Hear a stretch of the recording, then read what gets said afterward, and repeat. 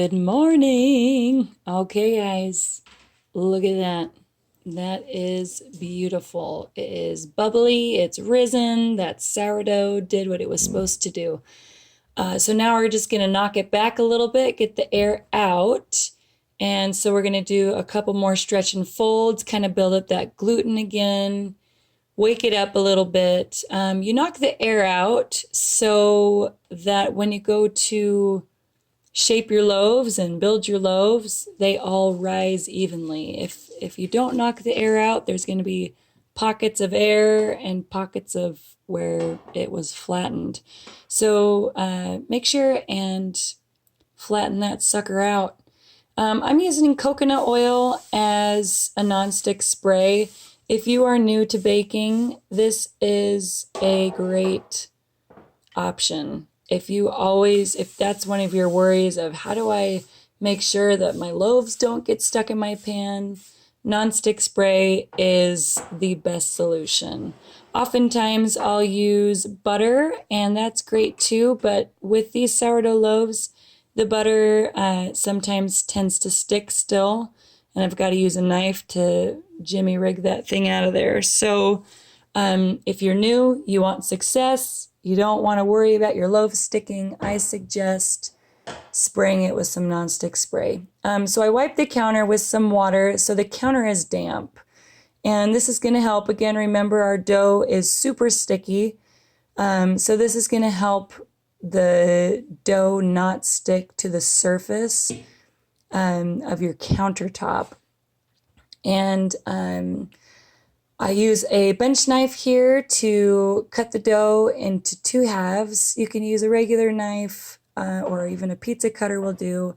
I just use my bench knife. I like using it. So I'll wet my fingers and I'm gonna shape my loaves. So I'm first gonna stretch and pull that half 2/3 over and do the same to the other side. So it's kind of like an envelope. And then I'm going to pull and turn in the dough into itself. So you've got a nice little loaf that's got some structure to it. So when it rises, it doesn't just go anywhere it wants to. We're kind of helping it understand this is how you're going to grow. So again, pushing that air out, folding it over 2/3 on both sides, and then turning it into itself, creating that loaf. And then placing it into the pan. So at this point, we're going to let it rise, and 2 hours has been my golden time for these loaves. 2 hours is usually a very good time to get these risen to the point that's not too high, not too low, just right. I am wetting down my cloth, my rag that I'm going to cover it with, and this just makes sure to keep the moisture into those loaves. I live in a very dry climate, and I don't want the tops to be dried out. So this just prevents that. If you live in a humid place, you can use a dry rag, and that's fine too.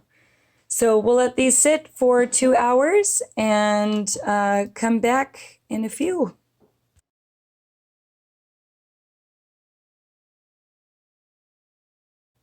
2 hours later. Any SpongeBob fans out there? Okay, so see how the loaves have risen over the pan, just enough.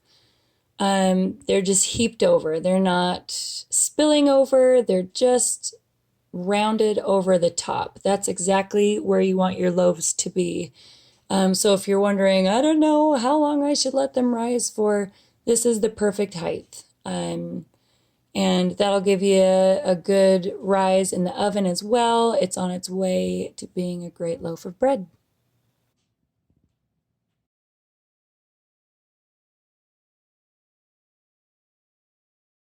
Next, what we'll do is score the bread, and basically that's just cutting the top with a sharp knife or a sharp razor blade, and that helps the bread to grow and break in a controlled place that you want. I'm going to show you the difference. I'm going to score one bread and leave the other one as is, so then you can see why it's nice to do it and not a big deal if you don't.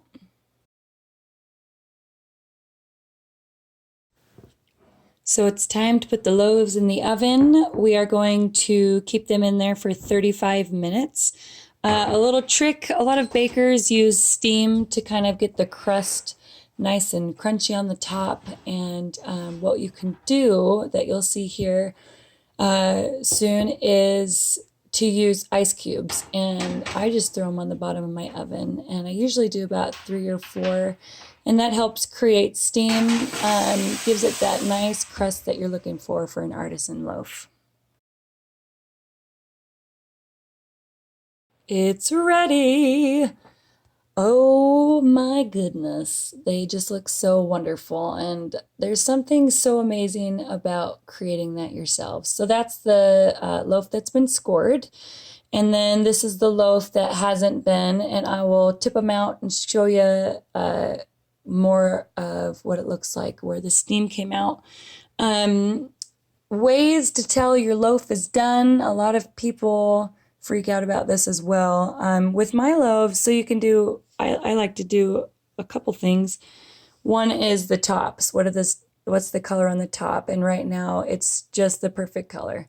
I don't want it much darker than that. And then on the side as well. Sometimes the tops are dark, but the sides are not. But these sides are a blondish to brunette. Shall we bring them in? Brown. So that's perfect. Another thing people do is tap the bottom of the loaf, right? To see if it sounds hollow, which you can totally do.